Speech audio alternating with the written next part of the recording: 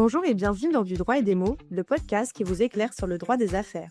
Dans l'épisode du jour, nous allons aborder un sujet qui touche beaucoup d'entreprises, la hausse globale de la fiscalité sur les véhicules de société. Malus écologique, carte grise, taxe annuelle, déductibilité plafonnée, les règles changent et la facture craint. Pour nous aider à mieux comprendre les enjeux autour de ce sujet, j'ai le plaisir de recevoir Alexandre Rouland, avocat en droit fiscal, au bureau de FIDAL à Saint-Lô. Bonjour Isis, merci.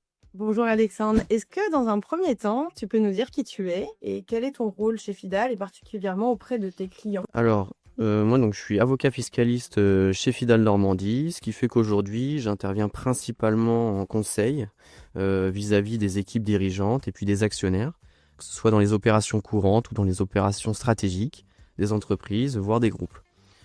J'ai également une pratique d'assistance fiscale et patrimoniale, principalement des dirigeants, pour trouver ensemble des solutions d'optimisation et de sécurisation. Et puis il y a tout un volet contrôle et contentieux fiscal qui est une part importante du métier, où là on va assister les clients en contrôle fiscal, on va les représenter devant l'administration fiscale et puis le cas échéant devant les tribunaux.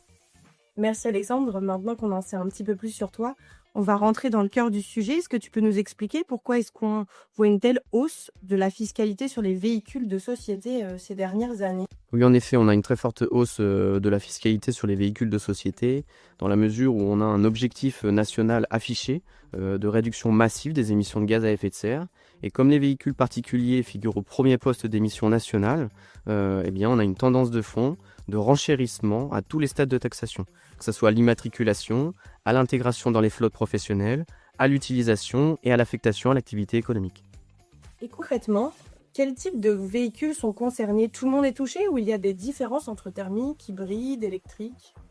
Alors assurément, les véhicules les plus durement touchés, ce sont les véhicules diesel, que ce soit à l'immatriculation ou à l'utilisation, à tel point que certaines compagnies de leasing ne proposent même plus de motorisation diesel sur certains modèles. Les véhicules essence sont également concernés, mais essentiellement au niveau de l'utilisation. On n'oublie pas non plus les véhicules hybrides, et je pense notamment aux SUV hybrides qui sont particulièrement concernés par le malus masse qui est payé à l'immatriculation, dans la mesure où des véhicules sont plus lourds que les véhicules thermiques. Il y a un seul Eldorado fiscal, ce sont les véhicules 100% électriques. Les compagnies leasing l'ont bien compris, et on voit fleurir nombre d'offres d'accompagnement à l'électrification de parcs professionnels. Après, ça devient un vrai sujet de politique interne. L'autonomie est plus faible de manière générale que les véhicules thermiques. Et puis, il y a toute une gestion des bornes, que ce soit sur site ou à domicile. Donc, ça devient un sujet RH à part entière. Et c'est une nouvelle façon d'aborder la mobilité d'entreprise. On entend donc beaucoup parler du malus écologique. Est-ce que tu peux nous expliquer comment ça marche aujourd'hui et ce qui a changé récemment?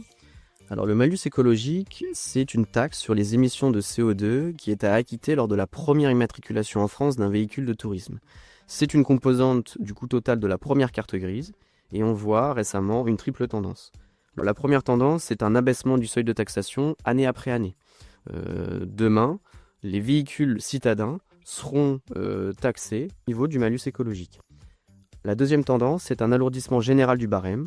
Pour un véhicule break milieu de gamme, dont certains commerciaux peuvent disposer. Avant, il n'y avait pas de malus écologique, je parle des années 2020-2021. Aujourd'hui, c'est de l'ordre de 900 € et demain, ça sera au minimum 1500 €. La troisième tendance, c'est un déplafonnement progressif du malus écologique.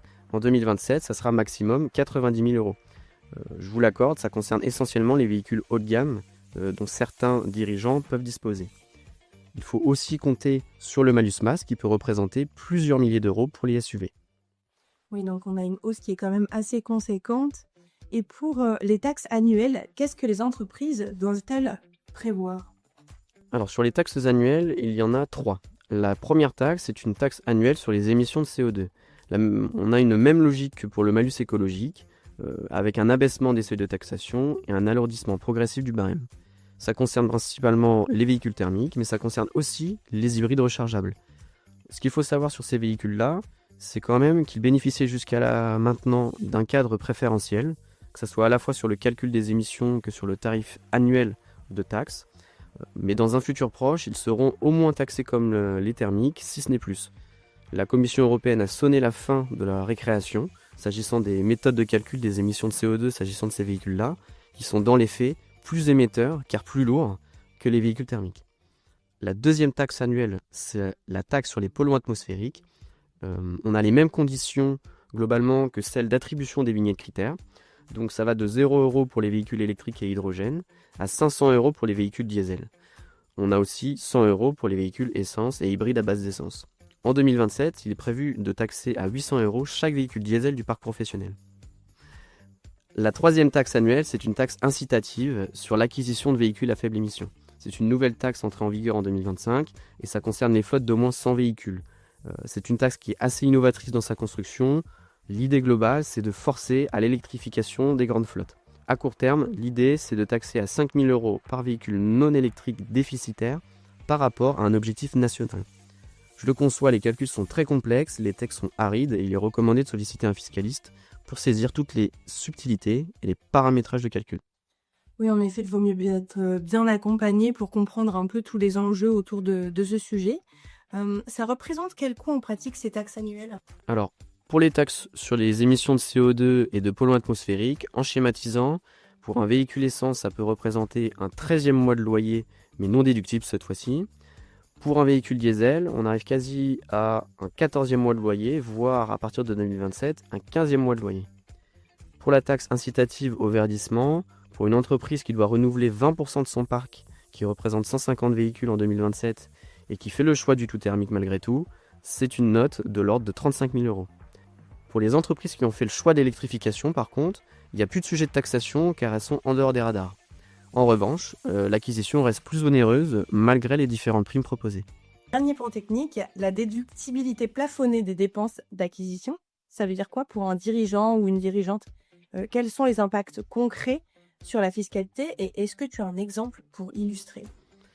Alors ce qu'il faut savoir, c'est que ça concerne tous les modes de financement, que ce soit un achat au comptant ou à crédit, ou un leasing avec ou sans option d'achat.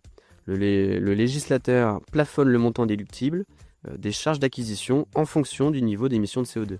On y revient toujours. Pour la majorité des véhicules, seuls les premiers 18 000 € de dépenses ne sont déductibles et le surplus n'est pas admis en déduction du résultat fiscal. En pratique, ça peut raisonnablement exclure 2 000 € de charges déductibles par véhicule par exercice. Donc sur une flotte de 100 véhicules thermiques, ça représente une charge d'IS de l'ordre de 50 000 € supplémentaires par an. Ce qu'il faut avoir à l'esprit, c'est qu'en parallèle, les véhicules électriques bénéficient d'un plafond de déductibilité de l'ordre de 30 000 € sur le prix du véhicule hors batterie. Et que les batteries, elles, sont entièrement déductibles. Donc s'agissant des véhicules électriques, on n'a quasi aucun surcoût d'IS. Si je suis dirigeante et que je veux limiter l'impact fiscal, qu'est-ce que tu me conseilles? Alors justement, on a accompagné un groupe d'entreprises dernièrement qui disposait d'une armée de commerciaux. On est intervenu en 3 phases. La première phase, ça a été une phase de diagnostic. Dans cette phase-là, on a aidé à faire un inventaire des véhicules de la flotte par typologie de salariés. Le but, c'était de déterminer le coût total de détention de la flotte sur l'acquisition, le leasing, l'entretien, les taxes et les cotisations sur les avantages en nature. La deuxième phase, ça a été une phase de réflexion. L'idée, c'était de pousser les besoins en termes de mobilité et de marque employeur. Ce qu'il faut savoir, c'est qu'on peut trouver des solutions créatives et le domaine n'est pas forcément verrouillé à l'électrification. La troisième phase, c'est une mise en action avec toutes les parties prenantes. Toi, dans ta pratique, quelles erreurs vois-tu souvent chez les entreprises? Quels sont les potentiels pièges à éviter absolument? Alors pêle-mêle, les erreurs qu'on peut rencontrer, ça va être de ne regarder que le prix catalogue du véhicule. Une autre erreur, c'est de ne penser qu'au diesel. A contrario, penser que l'hybride suffit. Une autre erreur, ça va être de se lancer dans l'électrique sans se préparer d'un point de vue organisationnel et RH. Avant de conclure notre échange, j'ai une dernière question pour toi. Si tu avais un conseil à donner à un dirigeant qui doit renouveler sa flotte demain, quel serait-il? Alors, en fonction du degré d'importance de la flotte dans l'entreprise, ça peut aller simplement d'une comparaison des solutions possibles en fonction du coût total pour l'entreprise. Si au contraire la flotte est un élément très important de l'entreprise, l'idée, ça va être d'engager une vraie réflexion sur la politique interne de mobilité. Et le tout en y incorporant tous les sujets financiers, fiscaux, les acteurs sociaux et potentiellement l'enjeu RSE que ça peut représenter. Merci Alexandre pour avoir répondu aux principales questions qu'il faut se poser concernant la fiscalité des véhicules d'entreprise. Et merci à vous, nos auditeurs, pour votre écoute. Merci Isis. Bon, si on retient 3 points clés lors de cet échange, le premier c'est que la fiscalité des véhicules de société est en forte hausse. Le deuxième c'est qu'il devient primordial d'anticiper le renouvellement pour optimiser ses coûts et les mauvaises surprises, bien sûr. Et dans un troisième temps, il existe des solutions pour optimiser vos choix et limiter l'impact fiscal à condition d'être bien informé et conseillé. Si vous voulez en savoir plus ou contacter Alexandre Rouland, ses coordonnées sont dans la description de cet épisode. Et si l'épisode vous a été utile, partagez-le autour de vous, laissez-nous 5 étoiles sur votre plateforme d'écoute préférée et abonnez-vous pour ne rien manquer. Et moi je vous dis à très vite dans du droit et des mots.